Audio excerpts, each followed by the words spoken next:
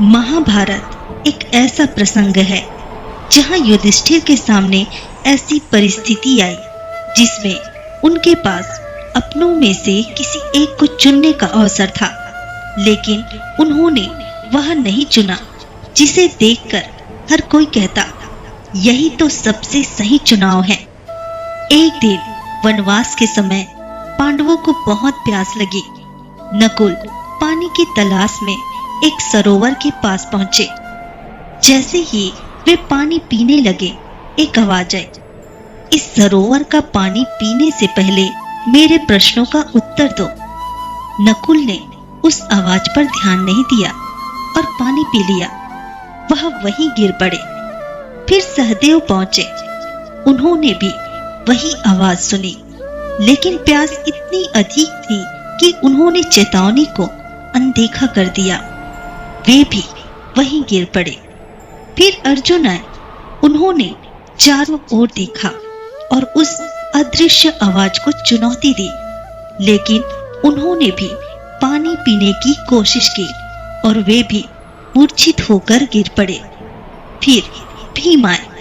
उनका स्वभाव ही ऐसा था कि वे किसी चुनौती से पीछे हटने वालों में से नहीं थे, लेकिन परिणाम वही हुआ। वे भी सरोवर के पास गिर पड़े। कुछ समय बाद युधिष्ठिर वहां पहुंचे।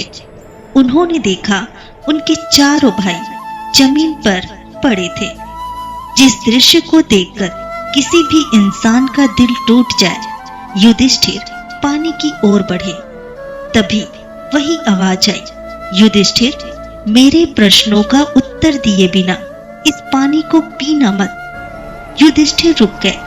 उन्होंने कहा, पूछिए। उसके बाद उस अदृश्य यक्ष ने युधिष्ठिर से जीवन, धर्म, ज्ञान और मनुष्य के स्वभाव से जुड़े अनेक प्रश्न पूछे। युधिष्ठिर ने शांत होकर उत्तर दिए। अंत में यक्ष ने कहा, मैं तुम्हारे उत्तर से प्रसन्न हूं। तुम्हारे चारों भाइयों में से मैं केवल एक को जीवित कर सकता हूं। बताओ, किसे जीवित करना चाहते हो? अब सोचिए, युधिष्ठिर के सामने अर्जुन था, जिसकी वीरता के बिना पांडवों की शक्ति अधूरी थी। भीम था, जो उनकी सबसे बड़ी ताकत था, और नकुल सहदेव थे, जो भी उनके प्रिय भाई थे। अगर कोई सामान्य इंसान होता तो शायद वही चुनता जिसकी जरूरत सबसे ज्यादा दिखाई देती।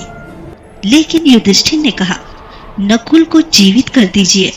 यक्ष ने पूछा, भीम और अर्जुन जैसे शक्तिशाली भाई तुम्हारे लिए अधिक उपयोगी है, फिर नकुल ही क्यों?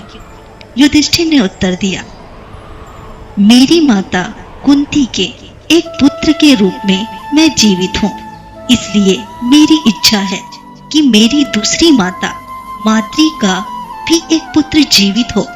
यक्ष उनके उत्तर से प्रसन्न हुआ और उसने उनके चारों भाइयों को जीवन दे दिया। अब इस कहानी की सबसे बड़ी बात ये नहीं कि युधिष्ठिर ने सही उत्तर दिए।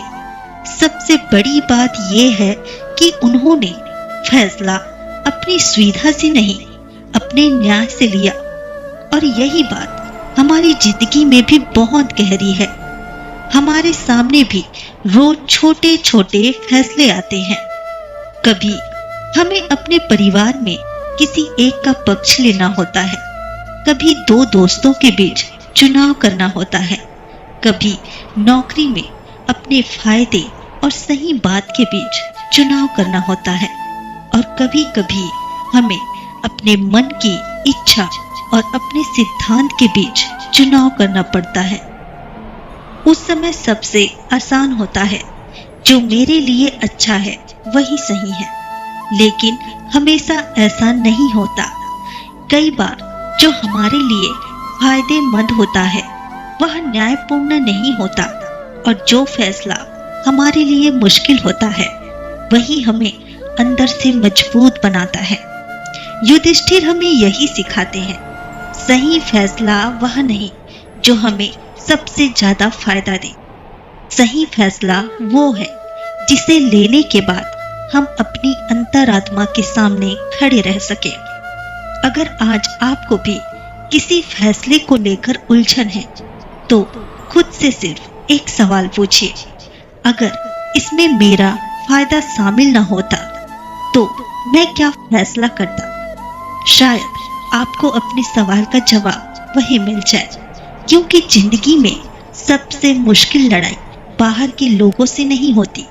सबसे मुश्किल लड़ाई अपने स्वार्थ और अपनी अंतरात्मा के बीच होती है, और जो इंसान उस लड़ाई में अपनी अंतरात्मा को जीतने देता है वही वास्तव में मजबूत होता है। अगर आपको लगता है कि सही फैसला हमेशा आसान नहीं होता लेकिन सही होना जरूरी होता है, तो कमेंट में लिखिए, मैं अपने फैसलों में न्याय हमेशा चुनूंगी।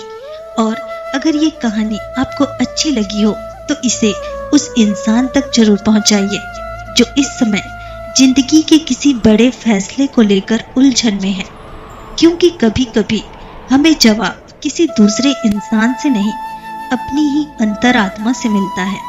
मैं हूँ हेमा, और याद रखिए, फैसला ऐसा लीजिए जिसे दुनिया के सामने नहीं, एक दिन खुद के सामने सही साबित कर सके। अपना ख्याल रखिए।